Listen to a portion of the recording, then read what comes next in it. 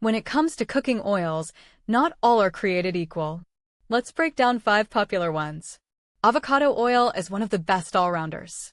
It has a very high smoke point, almost 480 degrees Fahrenheit, and it's rich in heart-healthy monounsaturated fats plus lutein for eye health. Perfect for stir-frying, roasting, or sautéing. Olive oil, especially extra virgin, is the gold standard for antioxidants and polyphenol. It's fantastic for your heart, but its lower smoke point makes it better for salads, dips, or low to medium heat cooking. Coconut oil is heat-stable and has a distinct flavor, but it's mostly saturated fat. While fine in moderation, too much may raise LDL cholesterol. Canola oil is neutral in taste and has some omega-3s, making it versatile in the kitchen. But it's usually refined, which means fewer antioxidants. Flaxseed oil is the most delicate.